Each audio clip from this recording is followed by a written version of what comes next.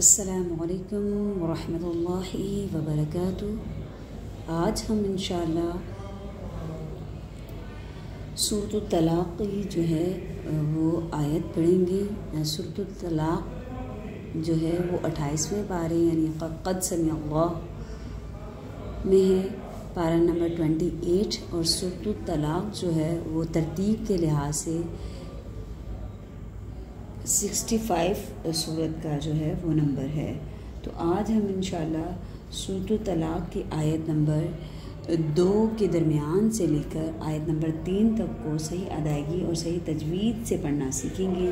ساتھ ہی ساتھ ہم ان آیات کی جو ہے فضیلت کو بھی جانیں گے اور اس کا لفظی ترجمہ بھی انشاءاللہ جو ہے ہم وہ سیکھنے کی کوشش کریں گے۔ آپ صلی اللہ علیہ وسلم نے فرمایا، حدیث شریف میں ہے کہ آپ صلی اللہ علیہ وسلم نے فرمایا کہ میں تمہیں ایک ایسی آیت نہ بتا دوں، اگر تم اس پر عمل کرو تو تمہارے حاجتوں کے لیے کافی ہو جائے۔ آپ صلی اللہ علیہ وسلم نے فرمایا کہ میں تمہیں ایک ایسی آیت نہ بتا دوں جس پر آپ لوگ عمل کرو تو وہ تمہاری تمام حاجتوں کے لیے کافی ہو جائے۔ پھر آپ صلی اللہ علیہ وسلم نے فرمایا کہ جو کوئی اس آیت مبارکہ کو پڑھے گا اس کے لیے ادائے قرض اور روزی و روزگار کے لیے اس کی کثرت بے حد مفید اور مجرب ہے۔ تو آج ہم انشاءاللہ سورۃ الطلاق کی جو ہے آیت نمبر 2 کے درمیان سے لے کر آیت نمبر 3 تک کو صحیح ادائیگی اور صحیح تجوید کے ساتھ پڑھنا سیکھیں گے۔ تو انشاءاللہ عبادات کے ساتھ ساتھ جو ہے وہ انسان کے لیے دعا بھی ضروری ہے۔ تو انشاءاللہ ہم دعا کی جو اہمیت ہے اس کو بھی دیکھیں گے۔ حضرت سلیمان فارسی رضی اللہ تعالی عنہ سے روایت ہے کہ آپ صلی اللہ علیہ وسلم نے فرمایا کہ تقدیر نہیں بدل سکتی مگر دعا سے۔ اگر کوئی چاہتا ہے کہ میری تقدیر بدل جائے تو اس کو چاہیے کہ وہ کثرت کے ساتھ دعا کرے۔ دعا خود ایک عبادت ہے، اور اسی طرح حضرت سلیمان فارسی رضی اللہ تعالیٰ عنہ سے روایت ہے کہ عمر میں زیادتی نہیں ہو سکتی مگر دعا سے۔ یہ ترمذی شریف کی حدیث ہے کہ عمر میں زیادتی بھی اگر کوئی چاہتا ہے کہ میری عمر طویل ہو تو اس کو بھی چاہیے کہ وہ اللہ عز و جل سے دعا کرے۔ تو دعا خود ایک عبادت ہے۔ اسی طرح جب ہم عبادات کرتے ہیں یا فرض نماز کی جو ہے ادائیگی کو پابندی کے ساتھ کرتے ہیں تو ہمیں چاہیے کہ ہم دعا کو بھی خوش و خضوع اور سکون کے ساتھ مانگیں، کیونکہ دعا بھی ایک عبادت ہے۔ صرف 5 وقت کی نماز پڑھ لینا اور قرآن پاک کی تلاوت کر لینا یہ بھی عبادت ہے، اسی طرح دعا بھی ایک عبادت ہے۔ اسی طرح کہتے ہیں کہ عبادتوں میں لطف تب آتا ہے جیسے انسان کھانا بنائے اور اس میں جب تک نمک نہ ہو تو اس کا ذائقے کا پتہ نہیں چلتا۔ آپ کچھ بھی بنا لیں، اچھی سے اچھی ڈش بنا لیں، بریانی ہو، قورمہ ہو، کچھ بھی ہو، ایون کچھ بھی ہو، اس میں اگر نمک نہیں ہے تو آپ کو اس کا ذائقہ، اس کی لذت کا اندازہ نہیں ہوگا۔ اس لیے آپ عبادات کتنی بھی اچھی کریں لیکن جب آپ اس کو ان عبادات کو دعا کے ساتھ جوڑیں گے تو آپ کی عبادات میں ان کی قبولیت کا جو ہے ان کو شرف حاصل ہوگا، اور دعا جو ہے وہ خود ایک عبادت ہے۔ اسی طرح حضرت ابو ہریرہ رضی اللہ تعالیٰ عنہ سے مروی ہے کہ آپ صلی اللہ علیہ وسلم نے فرمایا کہ دعا جو ہے وہ بلاؤں کو ہٹاتی ہے۔ دعا کیا کرتی ہے؟ وہ بلاؤں کو ہٹاتی ہے۔ اسی طرح آپ صلی اللہ علیہ وسلم نے فرمایا کہ رحمت اور نصرت کے دروازے کھٹکھٹاتے رہا کرو۔ تو حضرت حذیفہ رضی اللہ تعالیٰ عنہ فرماتے ہیں کہ دعا کرتے رہو، یعنی کہ دعا وہ دروازہ ہے جس کو زیادہ کھٹکھٹایا جائے تو اس کو کھلنے کی امید ہوگی۔ جتنا زیادہ دروازہ کھٹکھٹایا جائے اتنا، یعنی جتنی زیادہ دعا کی جائے اس کو اتنا زیادہ کھلنے کی امید ہوتی ہے۔ اسی طرح اللہ دعا کرنے والوں کے ساتھ ہے۔ اللہ کیا ہے؟ دعا کرنے والوں کے ساتھ ہے۔ حضرت ابو ہریرہ رضی اللہ تعالیٰ عنہ سے مروی ہے کہ آپ صلی اللہ علیہ وسلم نے فرمایا کہ میں اپنے بندے کے ساتھ ہوتا ہوں جب وہ مجھ سے دعا کرتا ہے، میں اپنے بندے کے ساتھ ہوتا ہوں جب وہ مجھ سے دعا کرتا ہے۔ دعا کی بہت اہمیت ہے. اگر ہم بتانا چاہیں تو شاید ہمارے پاس الفاظوں کی کمی ہو جائے، لیکن دعا کی اہمیت کا جو ہے وہ پورا نہ ہو سکے. اسی طرح ابو ہریرہ رضی اللہ تعالیٰ عنہ سے مروی ہے کہ آپ صلی اللہ علیہ وسلم نے فرمایا کہ جو مصائب اور پریشانی کے موقع پر دعا کرنے کا خواہش مند ہو تو اسے چاہیے کہ وہ خوشحالی میں بھی مجھ سے دعا کرے، کہ اس کو چاہیے کہ وہ خوشحالی میں بھی مجھ سے دعا کرے. اللہ تعالیٰ خالی ہاتھ نہیں لوٹاتا. اللہ تعالیٰ کیا کرتا ہے؟ خالی ہاتھ نہیں لوٹاتا. حضرت سلمان فارسی رضی اللہ تعالیٰ عنہ سے روایت ہے، فرماتے ہیں کہ اللہ عز و جل کریم حیا کرنے والا ہے. جب بندہ اس کی طرف ہاتھ اٹھاتا ہے تو اسے دونوں ہاتھوں کو خالی یا نامراد واپس کرنے میں اس کو حیا آتی ہے، اس کو شرم آتی ہے کہ بندہ مجھ سے مانگے اور میں اس کو عطا نہ کروں. تو دعا کی بہت اہمیت ہے. تو انشاءاللہ آپ دعاؤں کے ساتھ بھی جڑے رہیں. اپنی عبادتوں کے ساتھ ساتھ دعاؤں کو بھی اپنی معمول بنائیں تاکہ اللہ تعالیٰ کی جو ہے رضا کا جو ہے ذریعہ ہے وہ آپ لوگوں کے ہاتھ آ جائے. تو آج ہم جیسے کہ میں نے آپ کو بتایا کہ آپ صلی اللہ علیہ وسلم کی حدیث مبارکہ کا مفہوم ہے کہ میں تمہیں ایک ایسی آیت بتا دوں جس پر آپ عمل کرو تو آپ کی حاجات کے لیے آپ کی کافی ہو جائے گی. تو آپ میرے ساتھ جڑے رہیں. یہ پارہ نمبر 28 میں ہے. انشاءاللہ آج ہم اس آیت کو دیکھیں گے. وَمَن يَتَّقِ ہم اپنے سبق کا آغاز بہت خوبصورت دعا کے ساتھ کرتے ہیں.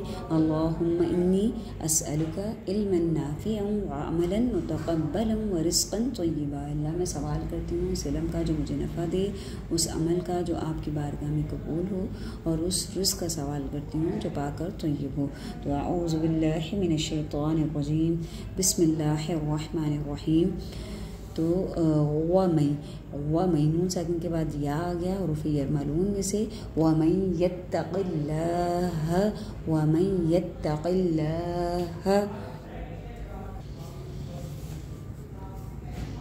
وَمَن یتق اللہ، وَمَن نون ساکن کے بعد یا آ رہا ہے حروف یرملون میں سے. نون ساکن کا ادغام ہو رہا ہے.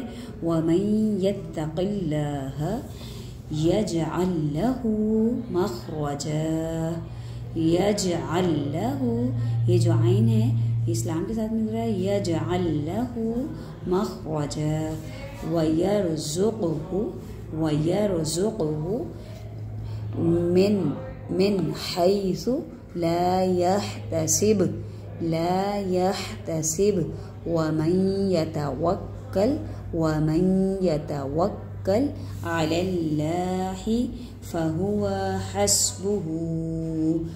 ان اللہ بالغ امرہ قد جعل اللہ، اللہ کے لام سے پہلے زبر آ گیا. قد جعل اللہ لکل شیء قدرا. لکل شیء قدرا. تنوین کے بعد قاف آ گیا حروف اخفائی میں سے. تنوین کا اخفا چھپا ہوا غنہ کریں گے.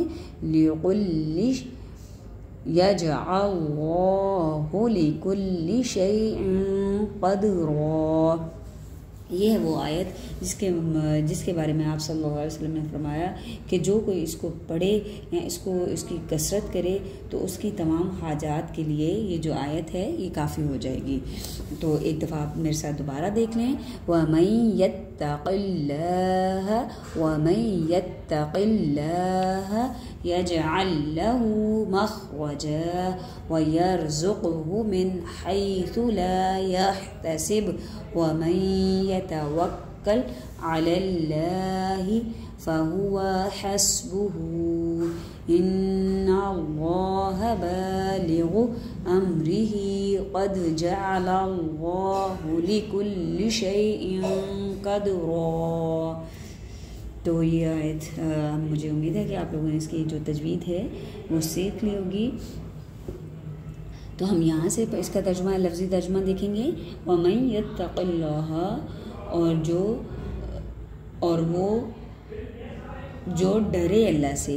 وَمَن يَتَّقِ اللَّهَ، اور جو ڈرے اللہ سے. يَجْعَلْ لَهُ مَخْرَجًا، تو جو ڈرے اللہ سے کر دے گا وہ اس کے لیے نکلنے کی راہ. یا آسانی کی رو، مخرجہ نکلنے کی رو، وَيَرْزُقْهُ اور روزی دے گا اسے من حیث لا، من حیث اور روزی دے گا اسے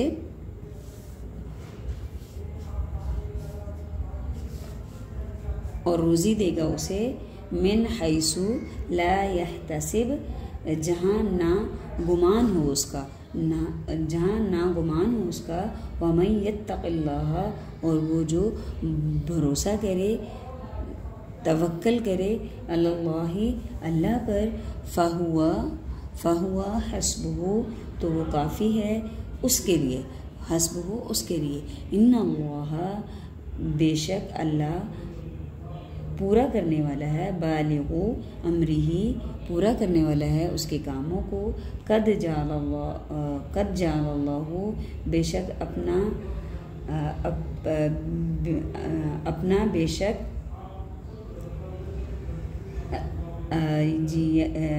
جعل اللہ بنایا ہے، اس نے اللہ نے جعل اللہ بنایا ہے اللہ نے، لکل شیء قدرا ہر چیز کا ایک اندازہ بنایا ہے اس نے، ہر چیز کا ایک اندازہ یا ایک وقت۔ تو یہ انشاءاللہ آپ نے انشاءاللہ اس کو صحیح تجوید اور صحیح ادائیگی کے ساتھ پڑھنا سیکھا۔